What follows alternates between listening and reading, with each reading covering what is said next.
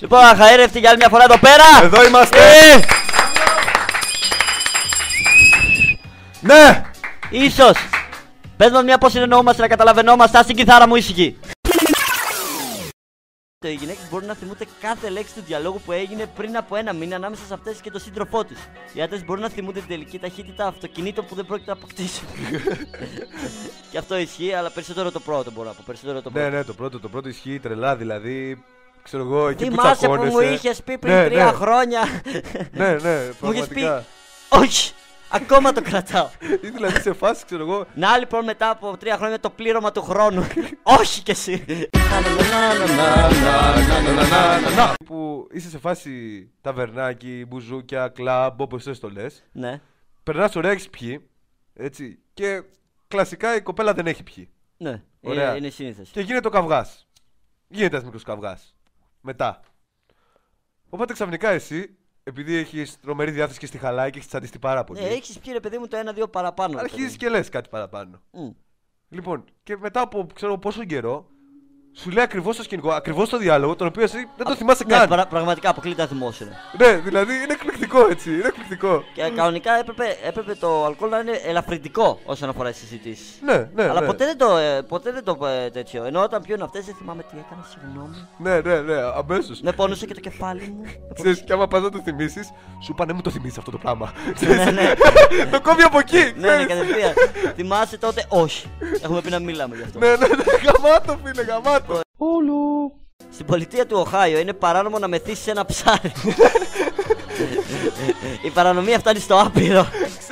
Όταν το βλέπεις γραμμένο σαν νόμο, θα πάει να το κάνεις ρε παιδί μου. Πραγματικά. Δεν μου έχει περάσει το καν από το μυαλό να πάω να το κάνω. Αλλά άμα το βλέπα γραμμένο ότι δεν γίνεται. Πώς μεθάς ένα ψάρι. Ναι, πραγματικά τι κάνεις. Πώς μεθάς ένα ψάρι. Απλά γεμίσεις τη γυάλα με βότκα, ξέρω εγώ, με ουίσκι και οτιδήποτε. Θα είναι γαμάτο, θα είναι βλέπεις το χρυσό ψάρο, ξέρω εγώ να θυμάται παραπάνω 5 δευτερόλεπτα γιατί ήπιε. Λοιπόν, πού πάμε. Πού πάμε.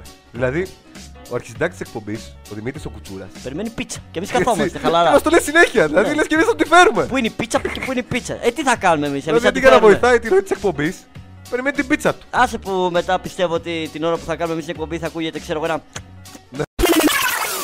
Λοιπόν, το παίρνω πίσω και εγώ καμαρώνω μόνο για τον εαυτό μου. να πας να αρμέξεις καμιά τουλίπα. Δεν ξέρω πώς αρμέγονται οι τουλίπες, αλλά άρμεξέ την. Το να μένεις με τους γονείς σου γίνεται και συνήθεια.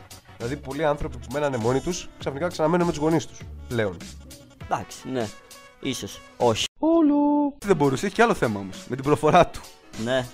Λοιπόν, είχε μεγάλο θέμα με τη. Λέει τον κοροϊδεύαν. Σε τέτοια Γηγενή. φάση. Ναι, τρελό. Με λέγανε Βασίλειε, Ισπανούχοι. Πρέπει να ήταν όντως τρομερό. Που λέει. Στο στρατό. Αναφέρετε! Βασίλης Ισπανούχης, κύριε! Πισικό! Τιτανί!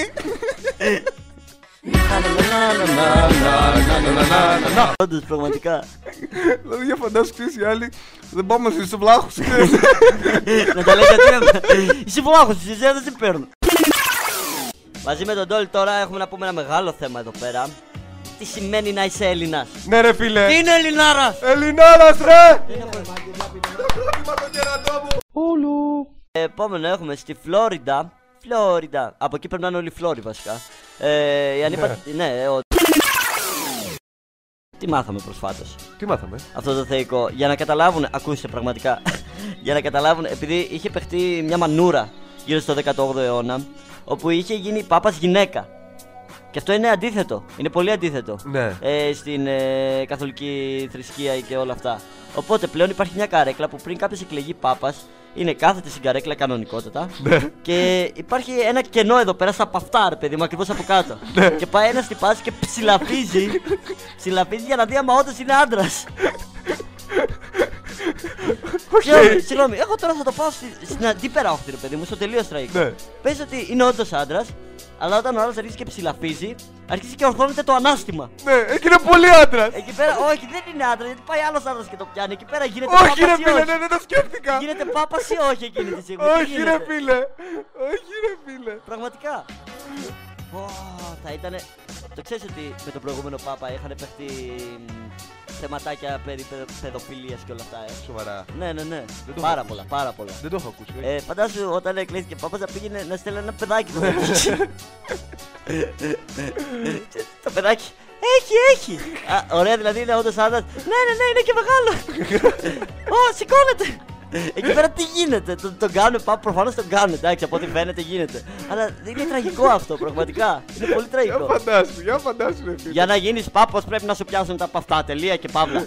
Ή ξέρω εγώ, μα δεν πιάνω, ξέρεις τίποτα, έχει ένα ύφασμα. Μισό λεπτό να τραβήξει το κορδόνι. Ξέρεις, εκεί, άμα υποθεί αυτή ατάκα τι κάνεις.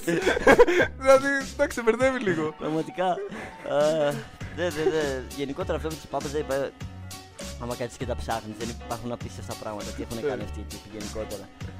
Παρ' όλα αυτά, ξέρεις ότι η θηλυκή πάπας, η πάπισσα, ήταν από τους λίγους πάπες οι οποίοι είχαν διατελέσει σωστά το καθήκοντά τους. Παρόλο που ήταν η γυναίκα. Αυτό έγινε με την. Όχι, μετά από εκεί έγινε. Μετά. Ναι. Γιατί θα έχει ενδιαφέρον να δούμε τι θα γινόταν άμα είχε γίνει. Δεν ξέρεις. Έχει. Δεν έχει, αλλά. Το απολαμβάνει.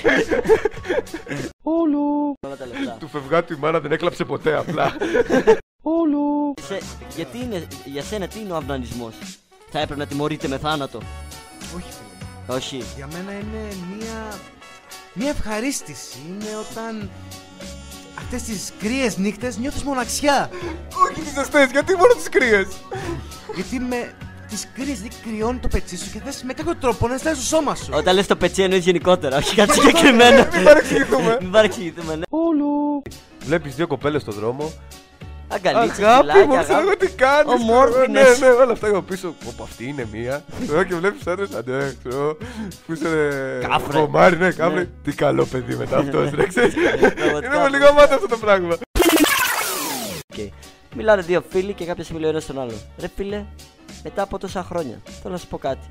Είμαι άθεος και είμαι και αδερφή. Και απαντάει ο άλλος. Δεν έχεις το Θεό σου, ρε πούστη. Όλου. Άκου το άλλο. Αυτό πρέπει να το έχεις εσύ, γιατί είχα δει τις προάλλες με το ανιψάκι σου. Που ήταν 2 μηνών. Οι άντρες που πάσχουν από μια εξαιρετικά σπάνια ασθένεια μπορούν να θυλάσουν. Το κάνει συχνά, Τι να πω. Πάει ο τύπος, έτσι. Γίνεται ένα μπέρδεμα στην τράπεζα. Μια τρελή αναμπομπούλα. Και καταφέρνει και παίρνει 200 ευρώ. Από τράπεζα. Επαγγελματικό. Ο τύπος δεν το είχε, ναι, είναι προφανές. Λοιπόν, τι έγινε όμως? Λοιπόν, μετά από λίγη ώρα κατάλαβε ότι. Έκανε ανάληψη. Όχι. Θα ήταν πραγματικά πολύ καλό. Αλλά είναι ακόμα χειρότερο. Ο τύπος άφησε το πορτοφόλι του μέσα. Εντάξει, να σου πω τι είχε μέσα. 400 ευρώ και την ταυτότητά του. Εντάξει, τέλος, γεια σας. Ήταν πραγματικά πιθανό να το πω. Μπήκε 200 ευρώ μείον, το βάλανε και μέσα. Αυτός νομίζω απλά είναι από τους άτυχους, εκτός και από ατάλαντους. Ναι, δεν το είχε, παιδί. Άμα δεν το έχεις, εντάξει. Ήταν και άτυχος όμως, και έχασε το πορτοφόλι, γιατί το έβγαλε, παιδί. Ναι, του πέσε, ξέρω εγώ. Όχι, ξέρω εγώ σε φάση, θέλω λεπτά, ξέρω εγώ μπαίνει ότι πας. Έχετε ταυτότητα? Ναι, μισό λεπτό. Όχι, δεν εννοώ αυτό, λεπτά, πέρα λεπτά. Ξέρεις, έτσι όπως βγάζει το όπλο πέφτει και το πορτοφόλι, ρε παιδί μου, ξέρεις, ναι. Ουστ, τσουλί! Ουστ! Περίμενε όμως, γιατί. Και πειράματα!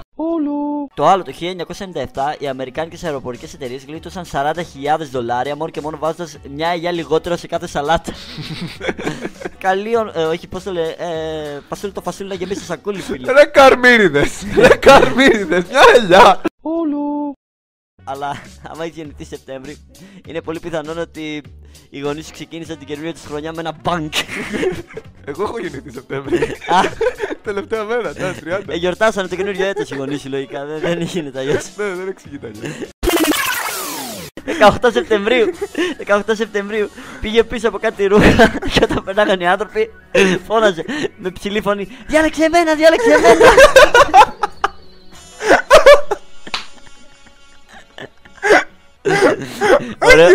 Ωραίο θα ήταν άμα είχε συνεργό εκεί πέρα, ρε. Διάλεξε εμένα, όχι αυτόν είναι μπλε εμένα. Ξεβάφω εύκολα. Η οποία θα τη χαρακτηρίσω πόρνη. Γιατί να τη χαρακτηρίσει πόρνη αυτή την εξαίσια κοπέλα? Ναι, εντάξει, το βλέπω από την άλλη σκοπιά, παιδί. Χριστίνα, θεωρείς ότι αυτή η κοπέλα είναι πόρνη? Πουτανάρα. Ήρθα από την Κύπρο, πέταξα με το πρώτο αεροπλάνο για να προλάβω σήμερα την εκπομπή. Boeing 747 λέγεται. Το πρώτο πράγμα που φοβούνται οι Άγγλοι είναι τα έντομα. Και δεύτερο είναι οι τρομοκράτες. Δηλαδή, τι πιο λογικό, πες μου. Δηλαδή, φοβάσαι πιο πολύ τα έντομα από τους τρομοκράτες. Συγγνώμη, θα σου εξηγήσω τώρα το λόγο για το οποίο γίνεται αυτό. Ναι. Τι είναι πιο πιθανό να βρει μπροστά σου, ένα έντομο ή ένα τρομοκράτη? Ένα έντομο. Άρα τι θα φοβάσαι περισσότερο? Είναι πιο συχνό το φαινόμενο, αλλά δεν ξέρω, δεν στέκει ρε παιδί μου. Γιατί δεν στέκει, όχι, πες. Φαντάσου. Μόνο μπύρα. Φαντάσου. Εντάξει, με την Κλεοπάτρα έχω ακούσει το γάλα. Καλά, η Κλεοπάρτα ήταν άλλα. Η Κλεοπάρτα έκανε ό,τι μπορούσε για να πάρει ό,τι μπορούσε. Τώρα όταν είσαι σε σχέση και θες να παραμείνεις με αυτόν που είσαι ή με αυτήν που είσαι, εκδρομούλες, τώρα όσον αφορά τις τάσεις δεν θέλω να το σχολιάσω, μ' ακούει και ο αδερφός μου. Ωραία, πάντως να πούμε ότι εντάξει, γενικότερα πώς το λένε, δεν διαλέγουμε μια χώρα. Δηλαδή όχι μόνο Ισπανία, διαλέγουμε και άλλες χώρες, αυτό, τίποτα άλλο, ναι. Τηλέφωνο, Μπάμπι Μίτσο ξέρω εγώ, φέρτε τα ούσα.